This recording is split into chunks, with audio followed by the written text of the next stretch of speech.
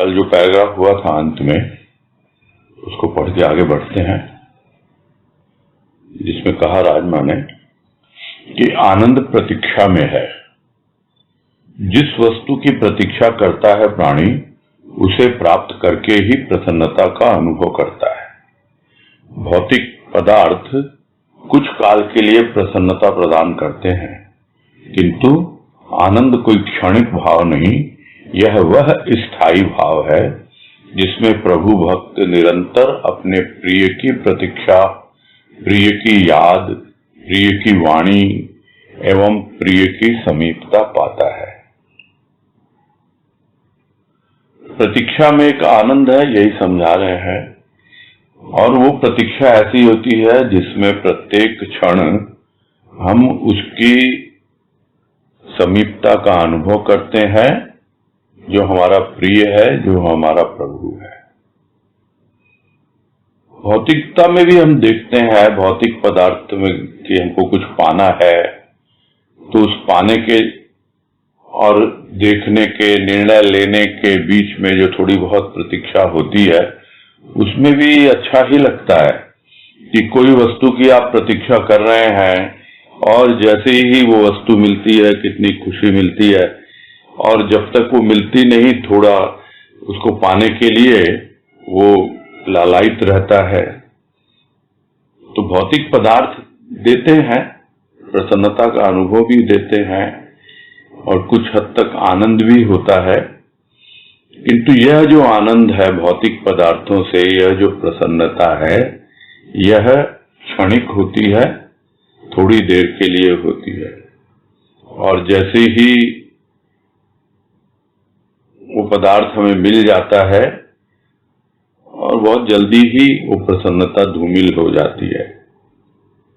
आनंद जो है, वास्तविक आनंद जो है, जो प्रत्येक प्रसन्नता के मूल में है, जो सुख के केंद्र में है, वो हमेशा टिका रहता है। जिस तरह बिना केंद्र के कोई परिधि नहीं हो सकती, हर एक परिधि का एक केंद्र होता है, वैसे ही प्रत्येक सुख की जो अनुभूति होती है, उसके केंद्र में आनंद होता है।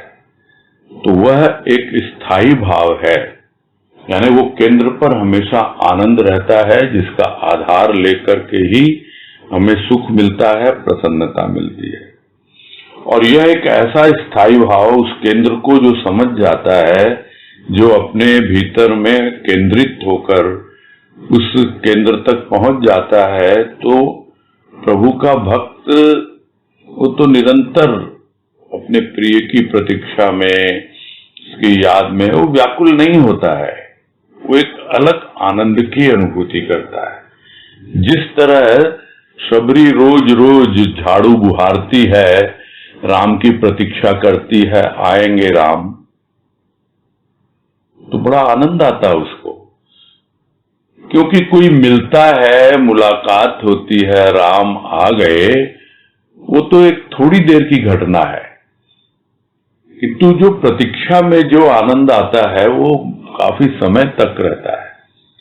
यही कहना चाह रहे हैं कि उसकी याद में जो एक आनंद होता है, उसकी वाणी सुन करके जो भीतर में एक मिठास घुलता है, एक आनंद की अनुभूति होती है, तो वो आनंद क्या है? कुछ और नहीं है कि प्रिय मेरे बिल्कुल समीप है, मेरे अगल बगल है, कहीं गया नहीं है, क्योंकि उसका रूप क्या है? आनंद स्वरूप है वो। तो उसका जो आनंद स्वरूप, उसकी अनुभूति भक्त उसकी वाणी के माध्यम से, उसकी यादों में, उसकी प्रतीक्षा में हमेशा अनुभव करता है। आगे है, अपने इष्ट की चर्चा के प्रसंग में उमंग से हृदय में तरंग हिलोर लेती है। उस समय मन प्राण एक सात्विक आनंद का अनुभव करते हैं और यही भाव जीवात्मा को तृप्ति प्रदान करता है। तो जब कभी भी इष्ट के बारे में बात होती है, उसके भाव की, उसके प्रेम की चर्चा होती है, वैसा कोई अवसर आता है, वैसा कोई प्रसंग बनता है, और उसी को लोग सत्संग का नाम देते हैं।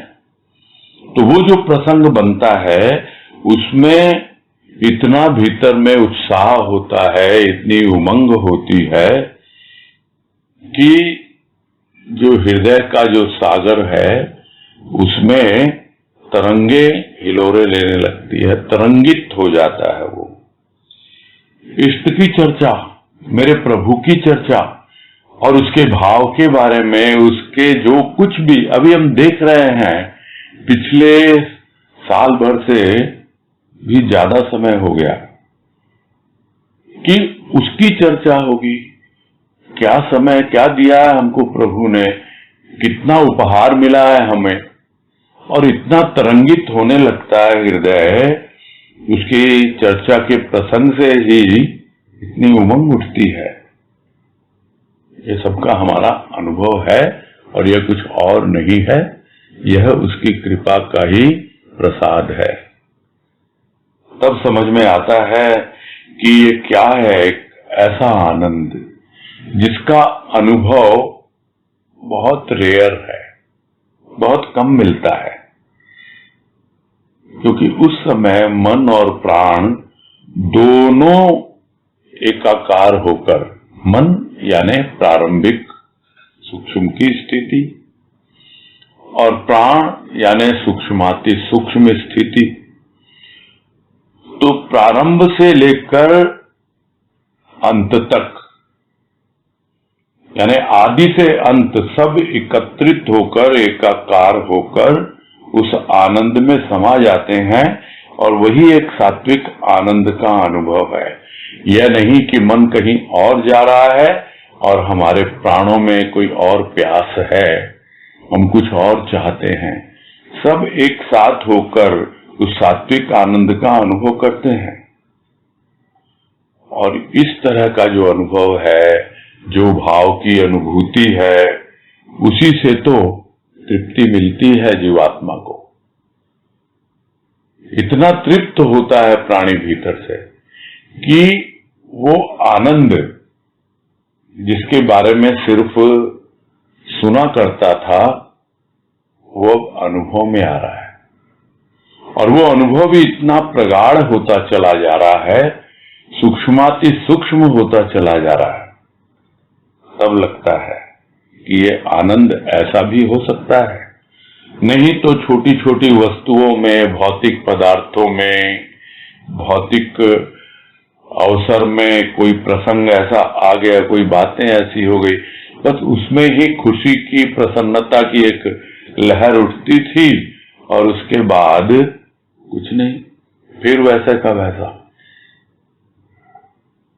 किंतु यह जो एक आनंद की अनुभूति होती है, वो बार बार अपने प्रभु की चर्चा के लिए, उसके प्रेम और भाव में मगन होने के लिए प्रेरित करती है।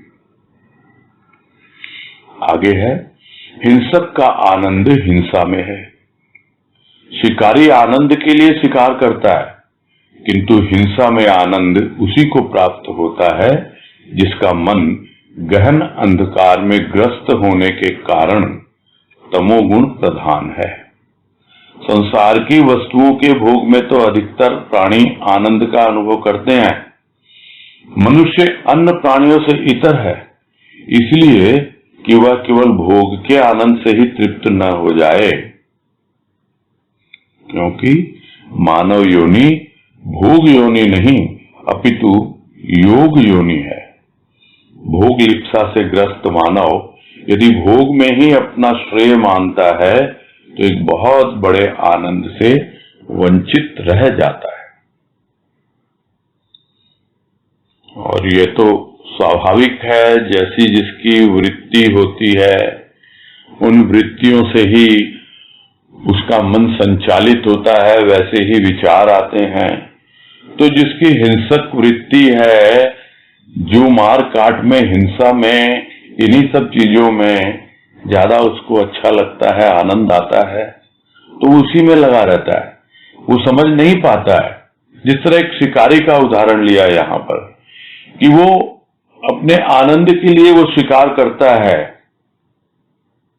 किसी भी निरीह जीव की हत्या करता है,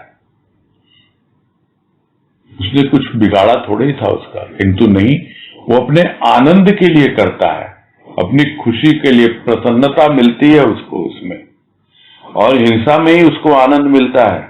वो समझ नहीं पाता है कि उसका जो मन है वो कितना ज्यादा तमोगुण से आच्छादित है।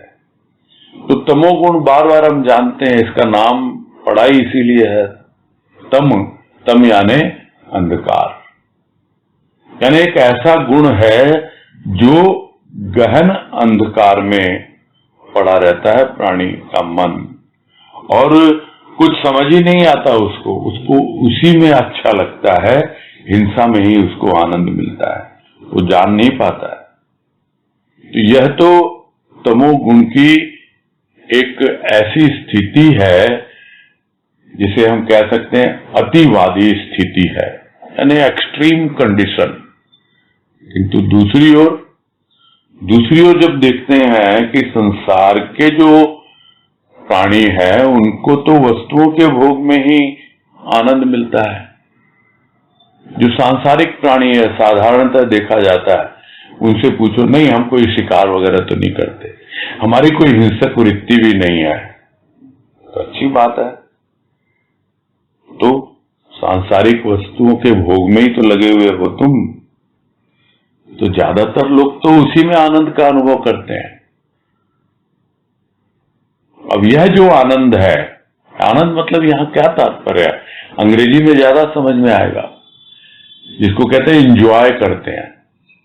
वो इंजॉय करते हैं जो भी वस्तुएं हैं और लोग एकत्रित हुए और हंसी मजाक और ये सब जो ऊपरी जो जीवन है उसी में वो इंजॉय करते हैं, आनंद का अनुभव करते हैं और भोगों में लिप्त रहते हैं, उसी में आनंद मिलता है उनको।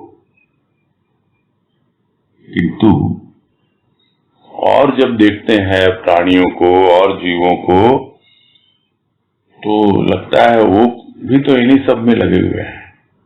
वस्तुओं के लिए एक पशु है, वो भी आहार निद्रा भय मैथुन, खाना पीना सोना जागना, उसी में लगा हुआ, उन्हीं भोगों में लिप्त है वो भी।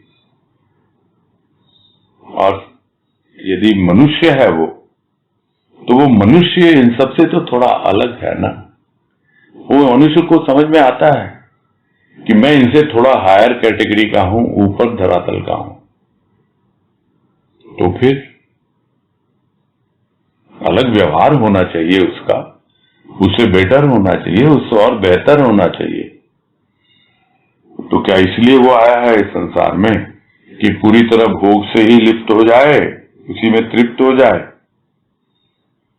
भोगों में लिप्त रहता है और उसी में तृप्त रहता है, तो वो समझ ही नहीं पाता है कि अरे यह जो मानव योनि है मेरी, जो मुझे बड़ी मुश्किल से मिली है, यह कोई भोग योनि नहीं है, बल्कि यह तो योग योनि है। वो इतना भी नहीं समझ पाता कि भोग करने के लिए भी योग तो करना ही होता है। योग है क्या? योग यानी जुड़ना।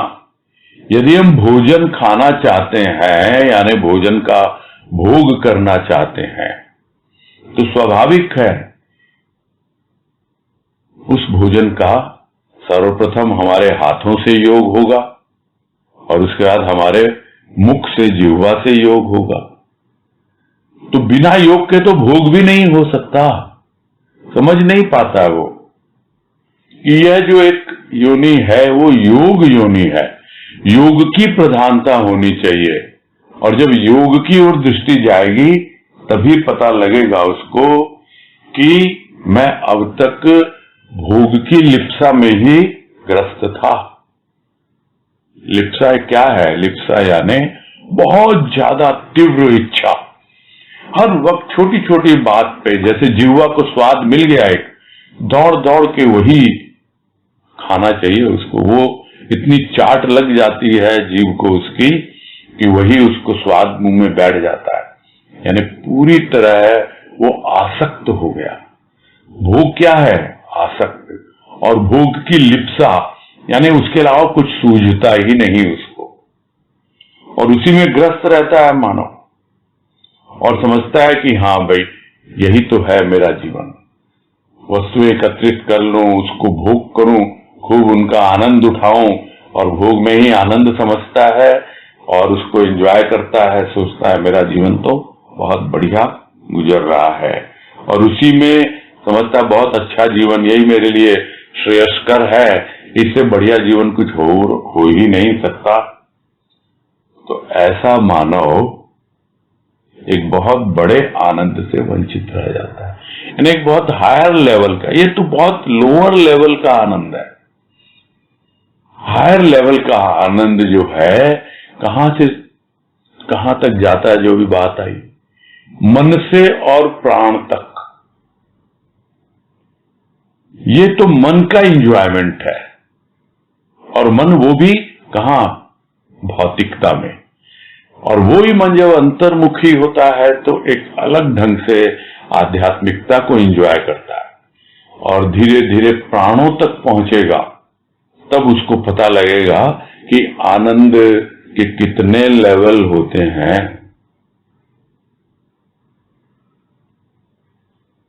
नहीं, मुझे एक दृष्टांत याद आ गया, आप लोगों में से कईयों ने सुना होगा मेरे मुख से, मैंने भी कहीं पढ़ा था, लेकिन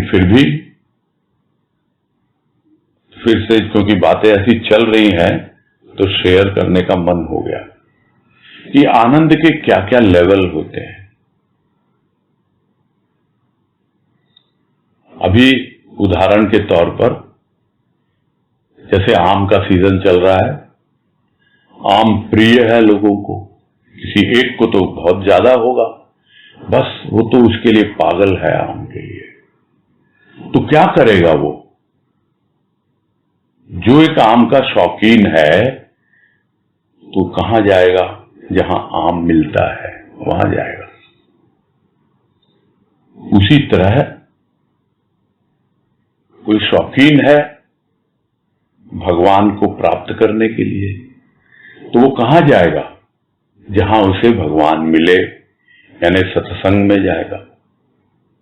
तो आम तो पहुंच गया दुकान पर वो, और उसने क्या किया, देखा आम को देखा, और देखते ही उसके मुंह में पानी आ गया, यानी भीतर भीतर इतना वो विवल हो गया, आनंदित हो गया, सिर्फ दर्शन मात्र से।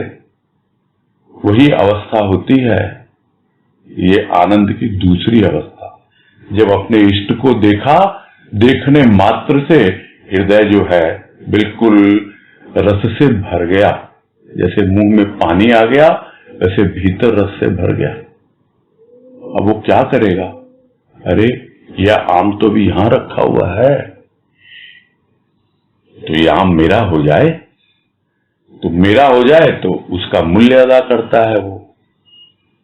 और जैसे ही वो आम उसके हाथ में आता है, उसकी खुशी का कोई वर्णन नहीं, उसके आनंद का कोई वर्णन नहीं, कि यह जो आम था यह रखा हुआ था दुकान पर, किंतु अब यह आम मेरा है।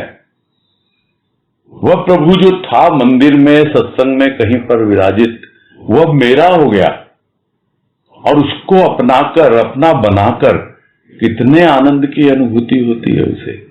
अब वो क्या करेगा, चुपचाप अपने घर का रास्ता अपनाएगा, और घर पहुंचकर एक कोना खोजेगा जहां पे कोई उसे देख न ले, क्योंकि कोई और देखेगा तो वो भी उससे मांगेगा, और उसके पास तो एक ही आम है।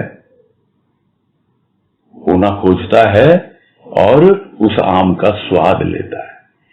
वैसे ही वो आनंद पाने के लिए अपने प्रभु के साथ एकांत में जाता है और उसका आनंद उठाता है, उसका रसपान करता है। और जैसे जैसे आम वो लेता जाता है मुंह के भीतर और उसके अंदर प्रवेश करता जाता है, वो अनुभव करता है कि वो रस पूरा उसके अंग प्रत्यंग में समा रहा है, उसका आनंद। तो ये आनंद की अलग अलग अवस्थाएं हैं।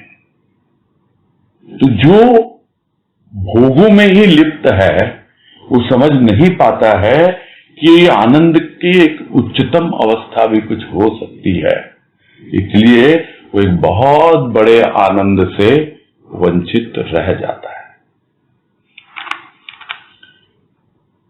आगे है, आनंद काम में है, किंतु काम के आनंद का परिणाम अपनी शक्ति का क्षय है। आनंद मोह में है, मोह का परिणाम अंततः दुख देकर तन मन को दुर्बल बनाता है।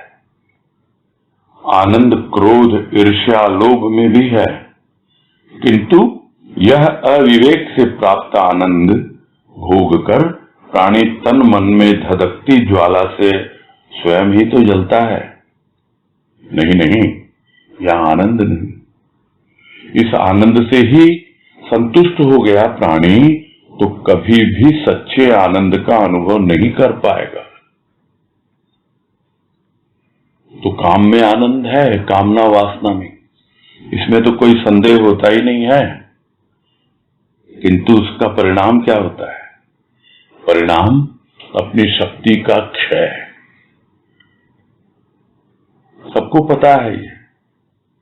आनंद मोह में भी है, मोह करते हैं, बच्चों से करते हैं, वस्तुओं से होता है। तो जिस तरह है हम मोह में होते हैं और जब वो बिछुड़ जाता है और हमसे दूर हो जाता है तो अंततः क्या होता है? दुख ही तो होता है। और वो जो दुख होता है बहुत बार प्राणी का मन, उसका तन उसको सहन नहीं कर पाता है, झेल नहीं पाता है और एकदम दुर्बल हो जाता है। बहुत बार तो ऐसा सदमा लगता है कि प्राणांत भी हो जाते हैं। किसी और की क्या बात करें, राजा दशरथ को ही देख लें। जैसे ही राम वनवास को गए हैं, इतना मोह उनको अपने पुत्र से, पुत्र मोह के कारण ही तो उनके प्राण गए। तो मोह का परिणाम दुख तो देता ही देता है और तन मन को दुर्बल तो बनाता ही है, कमजोर करता है, इसमें कोई संदेह नहीं। बहुत लोगों को क्रोध करके बड़ा आनंद आता है, बहुत अच्छा लगता है। हाँ, आज मैंने उसको 2 बातें सुनाई, देखो कितना, बहुत खुश होता है प्राणी अपने क्रोध को प्रकट करके। ईर्ष्या में भी, लोभ में भी, किंतु वो समझ नहीं पाता ना इन सब विकारों के द्वारा उसके भीतर की क्या अवस्था हो रही है, समझ नहीं पाता, क्योंकि विवेक नहीं है उसके पास।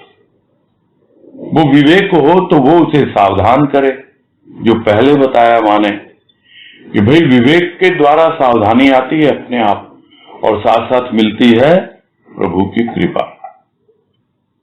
और जब प्रभु की कृपा मिलती है तब जाकर वो अपने आप ही उस आनंद की अनुभूति करता है कि बच गया, मैं तो बच गया, इस विकार के चंगुल में आ जाता नहीं तो पूरी तरह क्रोध मुझ पर छा जाता।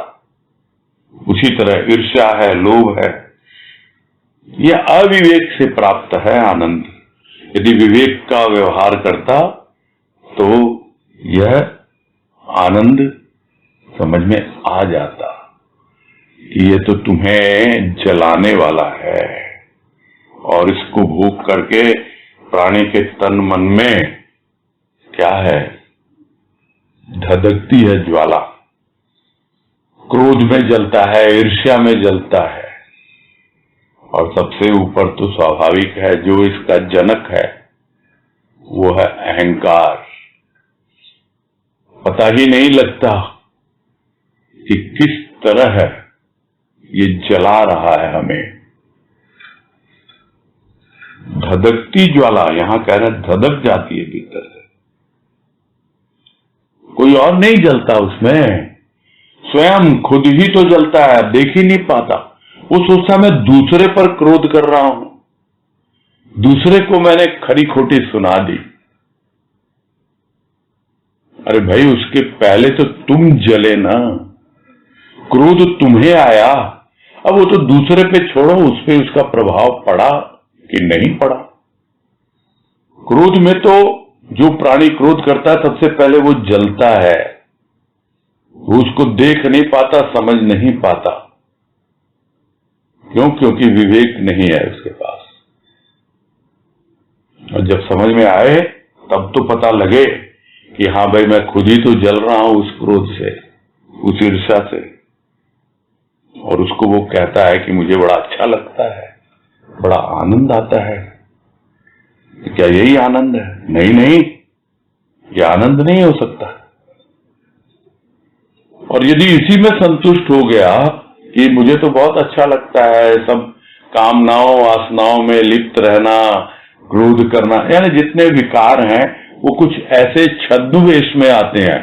छद्मवेश माने कुछ ऐसा रूप धर के आते हैं कि प्राणी का विवेक जो होता है एकदम कुंठित हो जाता है, काम करता ही नहीं है दिमाग, और पूरी तरह उसी के आवेग से आच्छादित हो जाता है और संभाल नहीं पाता अपने आप को, और समझ लेता है अरे मैंने खूब एंजॉय किया।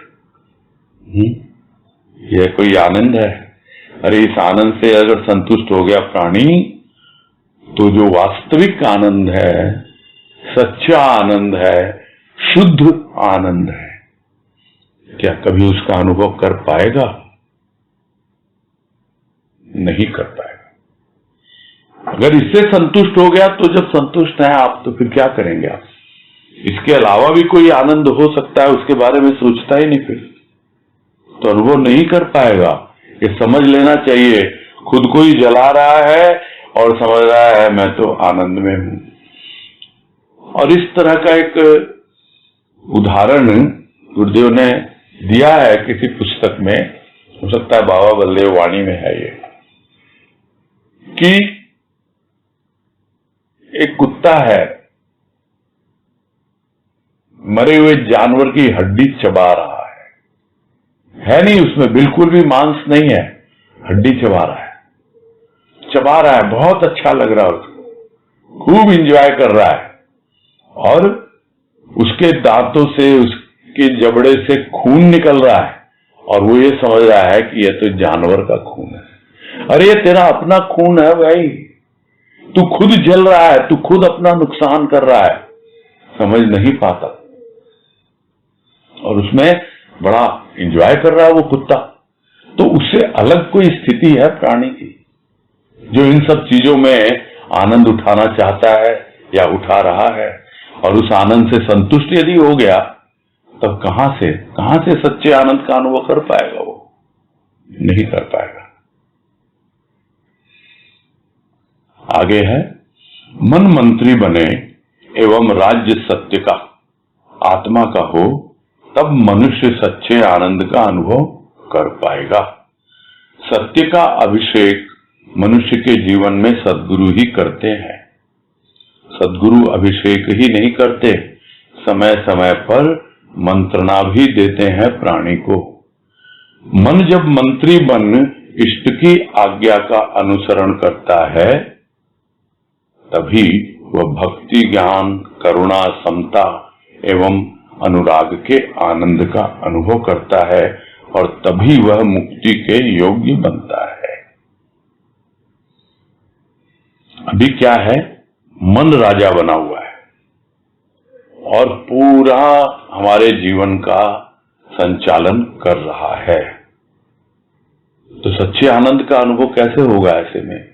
मन को तो ठीक पता नहीं है, क्योंकि बुद्धि से परामर्श लेता नहीं है, और अगर लेता भी है बुद्धि से परामर्श, तो बुद्धि में विवेक कितना है? भ्रम ही भ्रम भरा हुआ है। तो क्या होगा? नहीं, अब इसको राजा बनाना उचित नहीं है, समझ में आ जाना चाहिए। कौन बनेगा राजा? राजा बनेगा सत्य, उसी का राज्य होगा, और आत्मा का राज्य होगा। सत्य और आत्मा कोई अंतर नहीं है विशेष, जो भी हम समझें, पहुंचना है उस तक। और मन को क्या करना है? मन को भाई तुम्हारी जब आवश्यकता होगी तब तुमसे परामर्श करेंगे, या तुम्हारे माध्यम से जो भी हमें काम करने हैं हम करेंगे। तो उसको किनारे करना है, उसको सिंहासन से उतार करके किनारे बैठाना है, तब जाकर के मनुष्य सच्चे आनंद का अनुभव कर पाएगा। भाई पिछले पैराग्राफ में कह तो दिया कि कभी भी सच्चे आनंद का अनुभव नहीं कर सकेगा, तो बोल देने से तो नहीं होता। मन में प्रश्न तो उठता है, चलिए आप बताइए कैसे सच्चे आनंद का अनुभव करेगा। तो वो बता रहे हैं राजमा कि किस तरह सच्चे आनंद का अनुभव करेगा, कि मन को कर दो साइड और राजा बना दो आत्मा को, और उसके बाद देखो क्या जीवन होता है तुम्हारा। सद्गुरु देख लेता है इसके मन में क्या है। मन तो मंत्री हो गया और अब सत्य बन गया। जिस तरह राज्याभिषेक होता है, राज्याभिषेक जब करते हैं यानी अब उसको राजगद्दी मिल गई, तो वो जो सत्य का अभिषेक कोई और नहीं करेगा, वो सद्गुरु ही करेगा।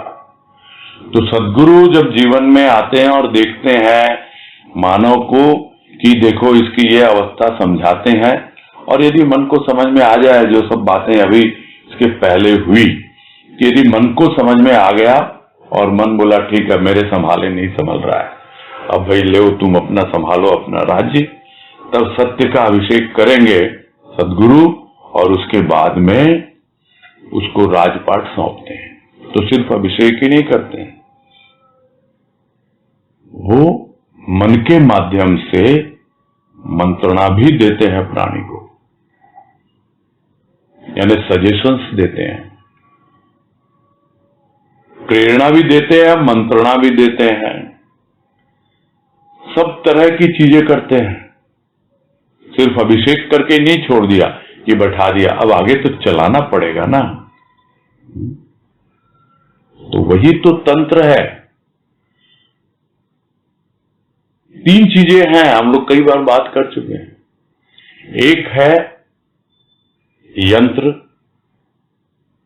जो शरीर, एक है मंत्र जो मंत्री बन गया मन, उसको चाहिए मंत्र, उसको मंत्रणा देनी पड़ती है, और एक है तंत्र, और वो जो तंत्र है किसका चलता है, जो राजा होता है।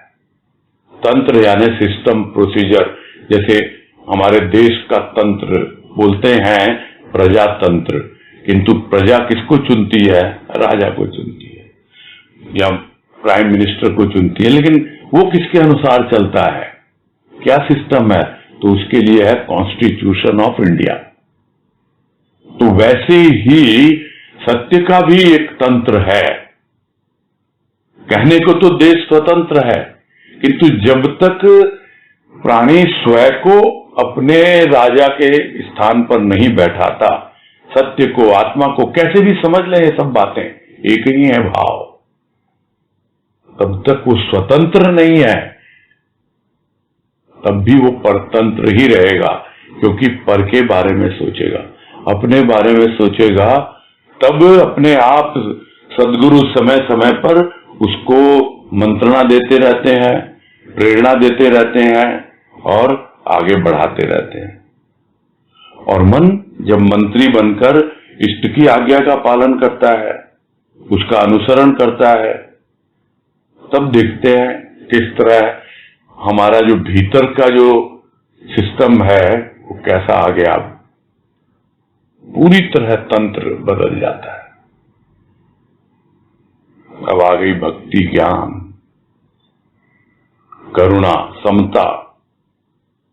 तो जो भी सतोगुण है और जो भी हमें एक दूर की कौड़ी लगते थे कि क्या ऐसा हो सकता है हमारे जीवन में, क्या हमारे भीतर में करुणा, समता, अनुराग तो फिर भी आ जाता है, भक्ति और ज्ञान का भी कोई ना कोई रूप आ जाता है, किंतु करुणा और समता, समता यानी समभाव, समदृष्टि,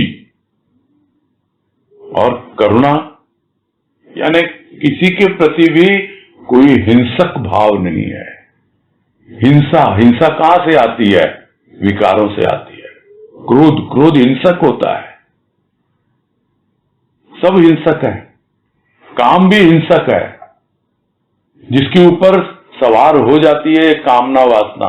हम देखते नहीं, अखबारों में पढ़ते रहते हैं किस तरह इतने सब बलात्कार के न्यूज आते रहते हैं, हिंसा ही तो है, वो और क्या है। ये सब हिंसक हो जाता है प्राणी। करुणा जब आती है वो जाने ही नहीं देती उस दिशा की ओर। तो भक्ति करते हुए, ज्ञान प्राप्त करते हुए, प्रभु के अनुराग में जीते हुए यदि हमारे भीतर करुणा आ गई, समता आ गई, तब हमें जो आनंद का अनुभव मिलेगा तो कुछ करना नहीं पड़ता, फिर अपने आप ही मुक्ति की ओर बढ़ जाता है और जीवन मुक्त अवस्था का अनुभव करने लगता है। यानी अब उसकी एलिजिबिलिटी हो गई, मुक्ति के योग्य हो गया। जिस तरह अलग अलग चीजों की एलिजिबिलिटी होती है, जैसे वैक्सीन शुरू हुआ 16 जनवरी से, तो फ्रंट वर्कर्स, मेडिकल, इन सबको हुआ। 1 मार्च से एलिजिबिलिटी हुई सीनियर सिटीजन्स की, 60 एंड अबव। अब शुरू हुई 1 अप्रैल से। तो इस तरह एलिजिबिलिटी होने लगती है, यानी योग्यता अर्जित करने लगता है। नहीं तो सोच के बैठ जाए मुझे तो कभी वैक्सीन लगेगा ही नहीं, ये तो बस इनके लिए ही है। ऐसा नहीं है। सबको मिलता है वो भगवान, सबको मिलता है वो आनंद, सबको मिलती है मुक्ति। बस एलिजिबल होना पड़ता है, योग्यता अर्जित करनी पड़ती है। और वो तभी होता है जब हमारे भीतर राज्य हो सत्य का, मन मंत्री बने और सद्गुरु उसका अभिषेक करके और मंत्रणा देते रहें, सजेशंस देते रहें, प्रेरणा देते रहें, इंस्पायर करते रहें और हम उसके अनुराग में जीते रहें। भक्ति ज्ञान को अपनाकर करुणा और समता का भाव आता रहे। इस छोटे से पैराग्राफ में पूरा एक जीवन समाया हुआ है भक्त का, और यदि इसको पूरा जी लिया जाए तो फिर कहना ही क्या, और वही तो सच्चा आनंद है। इसके अलावा कुछ नहीं है।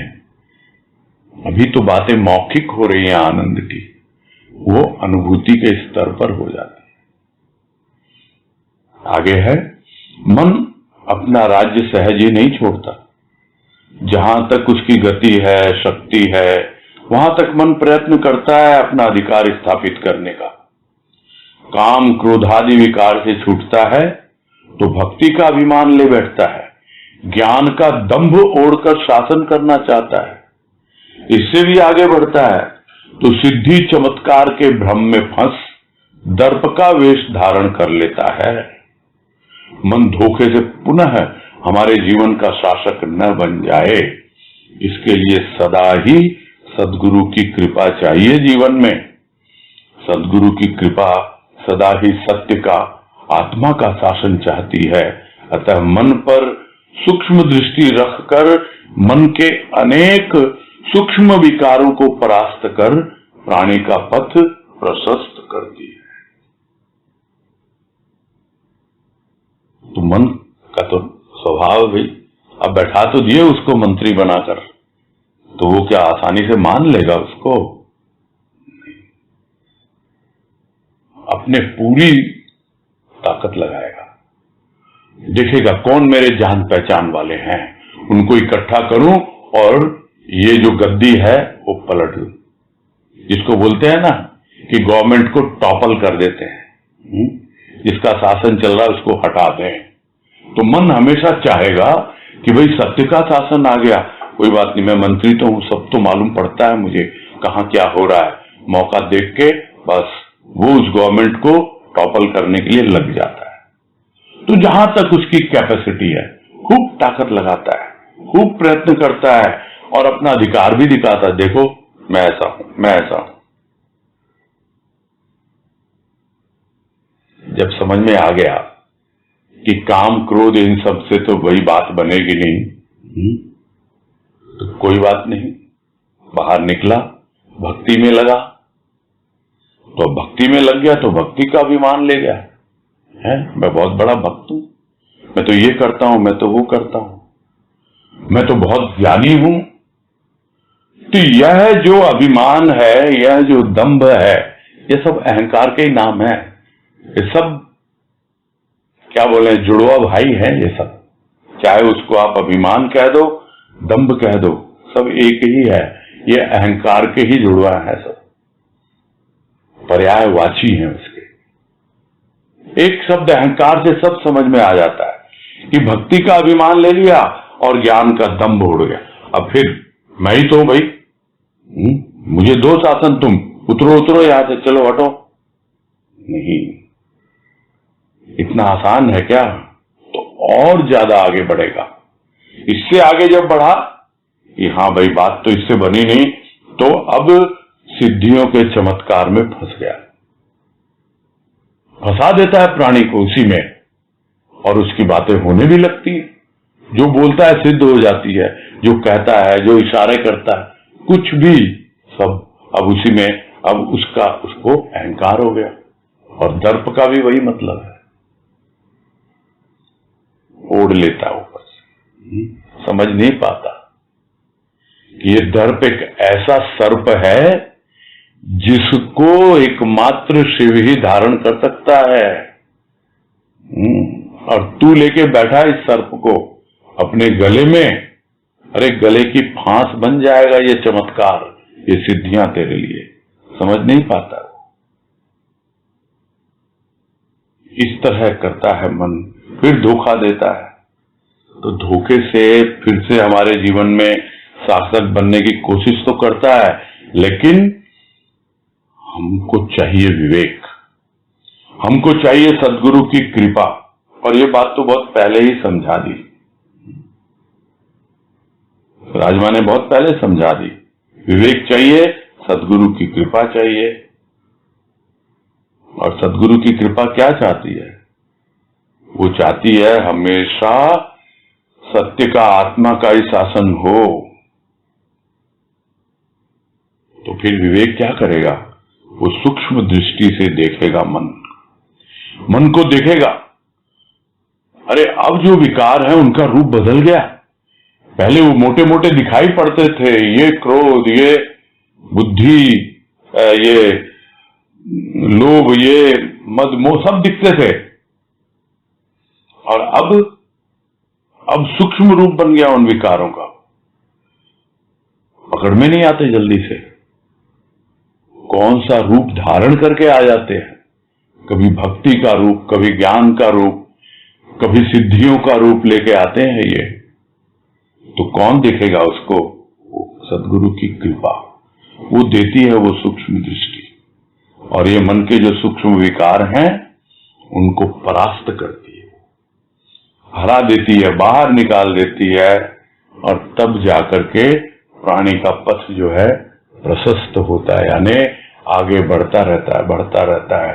सारी ये बाधाएं जो आती हैं, भक्ति का अहंकार, ज्ञान का अहंकार, सिद्धियों का चक्कर, इन सब से बाहर निकल के तब जाकर के वो जो शासन है सत्य का, उसके भीतर आत्मा का, कुछ भी कहें, वो अनुभव कर पाता है। आगे है गुरु। हाँ, केवल गुरु ही हैं जो गुप्त भावों को भी पहचान रखते हैं।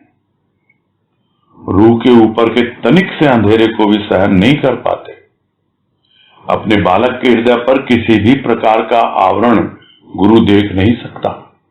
वह तो अपने शिष्य में परमात्मा की ज्योति को सदैव ही जाज्वल्यमान देखकर प्रसन्न होता है। तो यह गुरु, उसकी कृपा, वो हम शायद पहचान पाए या न पहचान पाए। यह तो गुरु की ही दृष्टि है जो हमारे भीतर की सृष्टि को देखती है। और जो छिपे हुए हैं, कौन कौन से कोनों में दबे हुए हैं वो अंधकार, जिस तरह प्रकाश तो आ गया, हमने बत्ती जला ली, किंतु अंधेरा कहां गया? अंधेरा छुप के बैठ गया। कहां छुप गया? छुप गया ना, सोफा के पीछे चला गया, अलमारी के नीचे घुस गया,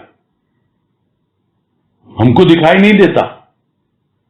किंतु सद्गुरु वो सूक्ष्म दृष्टि रखते हैं, जो गुप्त भावों को पहचान लेते हैं, छिपे हुए को, कि किस तरह से छिप के बैठा हुआ है विकार इतना सूक्ष्म रूप में, और वो इसके ऊपर, रूह के ऊपर यानी आत्मा के ऊपर तनिक भी अंधेरे को सहन नहीं कर पाते। ये मेरी संतान है और मैंने इसको पूरी तरह से अनावृत कर दिया था, इसके आवरण को हटा दिया, अब ये फिर से आ रहे हैं अंधेरे इसके ऊपर, क्यों आ रहे हैं? नहीं, ऐसा नहीं होने दूंगा मैं, और नहीं होने देते। अपनी कृपा करते हैं और बिल्कुल उस आवरण को हटा देते हैं। अपने बालक के हृदय पे देख ही नहीं पाता गुरु इस तरह की कोई अवस्था कि वो अंधेरे में रहे। वो तो अपने शिष्य में सदैव परमात्मा की ज्योति को प्रज्वलित देखना चाहते हैं, और देखते भी हैं, प्रसन्न भी होते हैं। देखो जो इसको करना है कर रहा है, और मैं तो कर ही रहा हूं। सदगुरु को पता होता है मैं ही तो सब कुछ कर रहा हूं, लेकिन चल भाई थोड़ा सा तू भी तो कर, आओ भाई बाल गोपाल लग जाओ सब। गोवर्धन पर्वत तो मैंने ही उठाना है, मालूम है कृष्ण को, किंतु तुम भी कुछ हाथ तो लगाओ, वैसे ही कुछ करो थोड़ा सा। वो तो कर ही रहा है सब कुछ, और उसी को हम कहा करते हैं कि उसकी कृपा तो है ही सदैव, हम भी थोड़ी सी अपने ऊपर कृपा करें। आगे है, गुरु की वाणी पर विश्वास किए बिना प्राणी असावधान जीवन व्यतीत कर सच्चे सुख से वंचित रह जाता है। प्रभु पर श्रद्धा विश्वास से बढ़कर कोई तीर्थ नहीं। बस गुरु की वाणी पे विश्वास कर लें और उसके अनुसार अपना जीवन जिए। जिसका विश्वास है हमेशा सावधानी आती है, उसका विवेक हमेशा उसका साथ देता है, वो अपने ऊपर कृपा उसकी होती रहती है, स्वयं पर कृपा करता रहता है, और जो नहीं कर पाता वो सच्चे सुख से वंचित रह जाता है। तो वाणी बहुत महत्वपूर्ण है, और वाणी पे विश्वास क्या है? उसके भीतर जो भाव है, जो आदेश है, जो संदेश है, जो निर्देश है, इस तरह आगे बढ़ो तुम, इस तरह तुम आगे बढ़ सकते हो और उस अवस्था तक पहुंच सकते हो, उस पर विश्वास करे और उसके अनुसार अपना जीवन जिए। और नहीं जीता, असावधानी रखता है, तो फिर सच्चे सुख से, सच्चे आनंद से वंचित रह जाता है। तो विश्वास करना तो बहुत जरूरी है। प्रभु पर श्रद्धा करें, विश्वास करें, फिर कहां तीर्थ करने की जरूरत है, कहां घूमने फिरने की है, कौन सा कुंभ में नहाने की आवश्यकता है? कुछ नहीं। ये सब अविश्वासी लोग हैं। यहां किसी की आलोचना नहीं हो रही है, किंतु वास्तव में जिसे अपने गुरु पर विश्वास है, और वो गुरु कौन? वो तुम्हारी रूह, तुम्हारी आत्मा, वही है। वही बैठना चाहती है सिंहासन पर, और वही अपना राज्य चलाना चाहती है, किंतु हम अपने मन को बैठा देते हैं वहां। ये सब बातें यही सिखाती हैं हमको।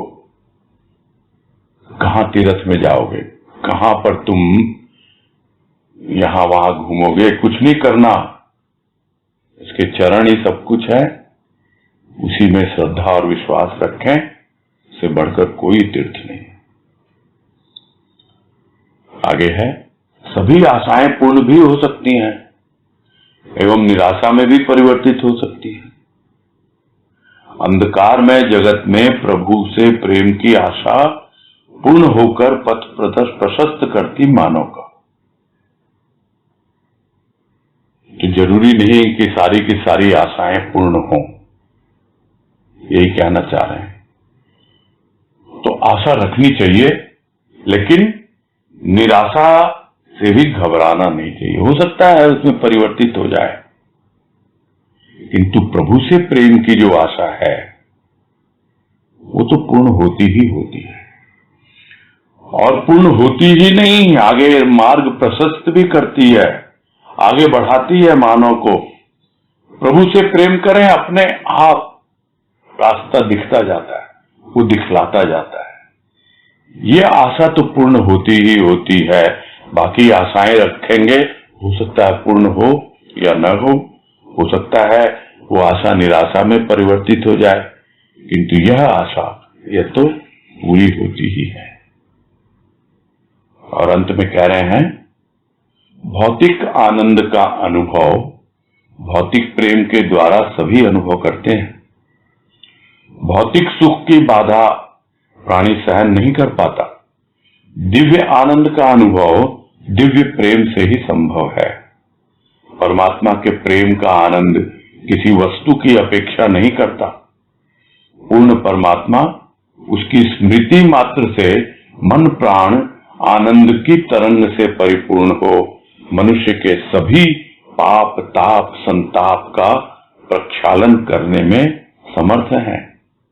फिर भी प्रभु को याद न कर स्वयं को दुर्भाग्य को क्यों सौंपता है प्राणी? प्रभु पथ की बाधाओं से विचलित हो उठता। अतः सद्गुरु का संदेश है, कांटा सावधान, फूल मत फूल मत भूल। और इसमें यही समझा रहे हैं अंत में कि भौतिक आनंद का तो अनुभव है ही सभी को, भौतिक प्रेम का भी सभी को अनुभव है, भौतिक सुख का भी सबको अनुभव है। तो उस भौतिक सुख में, भौतिक प्रेम में, उसके आनंद में यदि थोड़ी सी भी बाधा हो, तिलमिला जाता है, सहन नहीं कर पाता।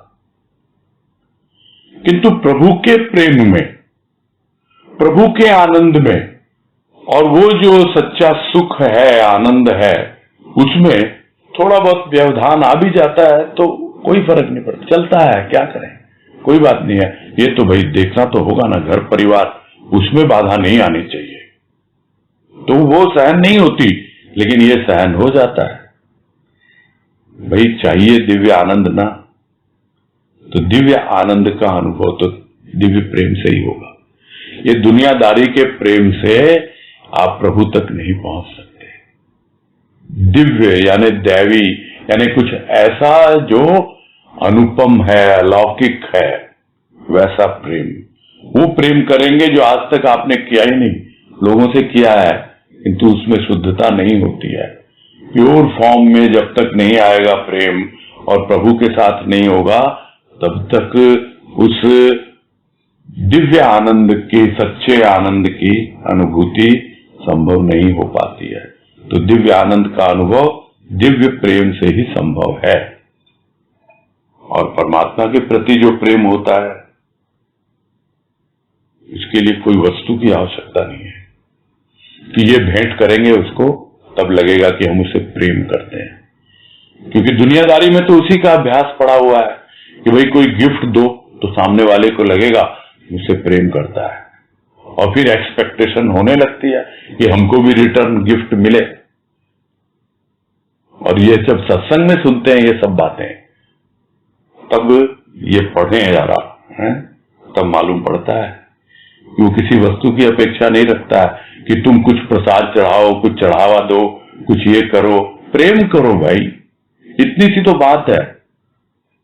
किसी वस्तु की अपेक्षा नहीं है इसमें, और उस प्रेम में जो आनंद मिलेगा, वस्तु से वो आनंद नहीं मिलता है। तो परमात्मा का प्रेम किसी वस्तु की अपेक्षा नहीं रखता, और इसलिए उसका आनंद भी किसी वस्तु की अपेक्षा नहीं रखता है। परमात्मा पूर्ण है, और उसकी स्मृति मात्र जब अनुभव में आती है तो अपने आप ही मन से लेकर प्राण तक पूरा अंतःकरण जो है उस आनंद की तरंग से परिपूर्ण हो जाता है। और मनुष्य के जितने भी पाप ताप संताप, यानी जो भी मिसअंडरस्टैंडिंग अब तक है, गलत फहमियां हैं कि पाप है, पुण्य है, ये है, वो है, तीर्थ है और उपवास है, व्रत है, ये सब कुछ एकदम पूरी तरह से साफ सपाट, जिसको बोलते हैं एकदम सफा चट हो गया, साफ भी हो गया और एकदम समतल भी हो गया। पूरी तरह जीवन इतना सहज सरल हो जाता है, उसके लिए समर्थ है वो पूर्ण परमात्मा। और फिर भी यदि प्रभु को नहीं याद करता तो क्या है ये जो प्रत्येक लेख में समझाते हैं राजमा, ये अपने आप को तुम दुर्भाग्य को सौंप रहे हो प्राणी। इतना सौभाग्य हुआ है तुम्हारा, तुम्हारे जीवन में सद्गुरु आए, सत्संग मिला, सब कुछ हुआ, और फिर भी तुम प्रभु को याद नहीं करके अपने आप को दुर्भाग्य को सौंप दे रहे हो। अरे प्रभु पथ की बाधाओं से विचलित नहीं हो। यदि प्रभु पथ की बाधाओं से विचलित हो उठता है, इसीलिए बार बार कहना पड़ता है गुरुदेव को कि भाई सावधान रहो, ये कांटे हैं, संभल के रहो इनसे, ये बाधाएं आएंगी, किनारे करनी है, बाधाओं पे ध्यान मत दो, लक्ष्य पर ध्यान दो। और जब कभी भी खुशी मिले, आनंद मिले, सुख की अनुभूति हो तो उसको भूलो मत। ये वही है प्रभु, वही इसी का प्रेम जो तुम्हें आनंद दे रहा है। बस यही पूरा करते हैं इस लेख को, यही संपूर्ण होता है ये, जिसका शीर्षक जीवन संकेत। तो जैसे प्रारंभ में बात हुई थी, जीवन संकेत यानी एक इशारा है, एक संकेत है कि किस प्रकार का जीवन होना चाहिए।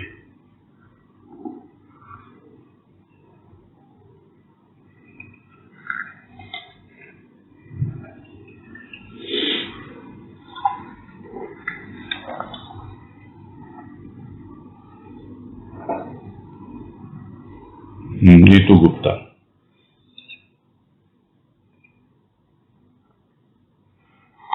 हरिओम भैया। हाँ हरिओम, बोलिए। हाँ, जैसे भी विवेक की बात आई तो हम मन में यही प्रश्न आया था कि हमारा विवेक जागृत हो रहा है, नहीं हो रहा है, ये हमें कैसे ज्ञात हो? मतलब कैसे ज्ञात हो? काम में लेंगे तो अपने आप समझ में आएगा। विवेक को काम में लेंगे तो मालूम पड़ेगा। सही गलत की पहचान तभी तो होती है। हम बस सोच के बैठ जाए हमारा तो विवेक जाग गया, तब नहीं होता।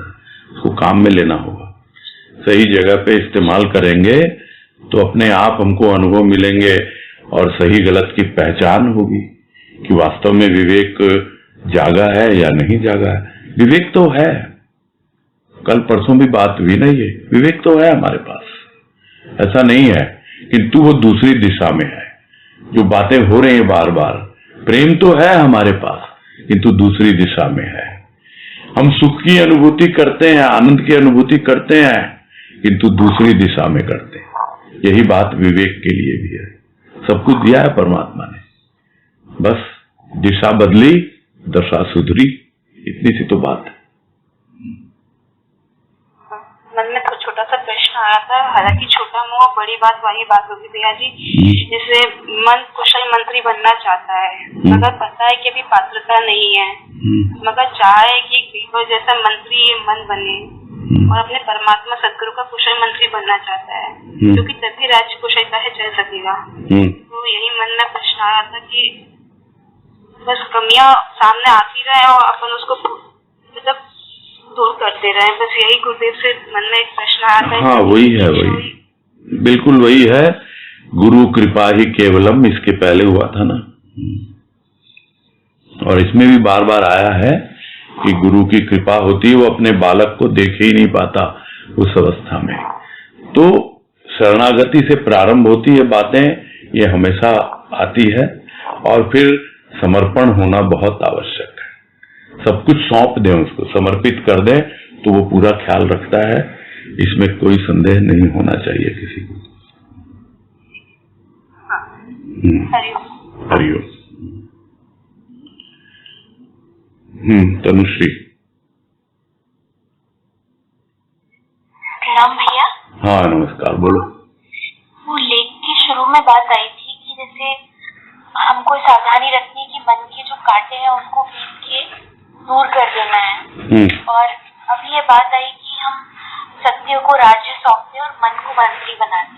तो अभी नीतू जी ने प्रश्न किया, उसमें भी ये बात आई कि मतलब हम चाहते तो है कि मन खाली मंत्री की भूमिका में रहे और सत्य का राज हो, तो मतलब कितनी हमारी जिम्मेदारी है कि हम अपने मन की छानबीन वो कांटे दूर करते हैं तब हम, या फिर टोटली उस पर सौंपते हैं। तो ये डिलेमा रहता है। सौंपो भाई, सौंपो, अपने आप बताएगा, कांटे दिखाएगा, सावधान कर देगा, इतनी सी बात है और कुछ नहीं है। सौंपे कि नहीं सौंपे, सौंपेंगे तो कितना सौंपेंगे, फिर हमारा क्या होगा, नहीं, हम सिर्फ जवानी जमा खर्च करते रहते हैं, प्रैक्टिकली करते नहीं है, ये समस्या है और कुछ नहीं है ना।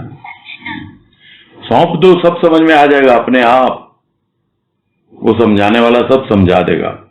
ये सब उदाहरण होते हैं समझने के लिए कि मन को मंत्री बनाना है, तो मंत्री करेगा ना सारे काम, कांटे वही हटाएगा ना। और उस मन को कौन संचालित करेगा? जो राजा है। राजा कौन है? वो सत्य है। सत्य कौन है? सद्गुरु सत्य का ही तो रूप है, वही सब तो वो चाहता है। हाँ, कैसे भी समझ लो आप बातों को, वही बातें हैं, घूम फिर के वही आती है। हाँ, पूर्ण समर्पण। वो भजन में जो है कि मैंने मन को नहीं समझाया, मतलब समझाने की जिम्मेदारी तो हमारी है कि हम खाली सौंप दे उसको बस। पहले सौंपो, फिर समझाने की आवश्यकता होगी तो समझाएंगे। अच्छा। फिर हमको जो करना है, हमारा भी तो कुछ काम है ना। हम सिर्फ मन तो नहीं है ना, हम तो बहुत कुछ है, हम तो बहुत कुछ हैं। हमको अलग अलग हमारी फैकल्टीज है, मन बुद्धि चित्त अहंकार के अलावा भी ज्ञानेंद्रियां कर्मेंद्रियां सब है। हमको जो करना है वो अपने आप भीतर से राजा हमको आज्ञा देगा ना, वही तो बात हुई ना। फिर वो तंत्र चलता है ना, वो सिस्टम अपने आप चलेगा।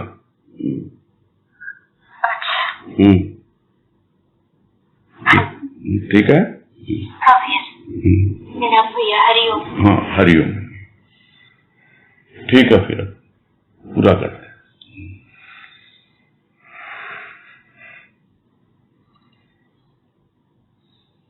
ठीक है भैया जी, हरिओम भैया। हाँ, हरिओम हरिओम हरिओम, सबको हरिओम। हरिओम। हाँ, हरिओम हरिओम।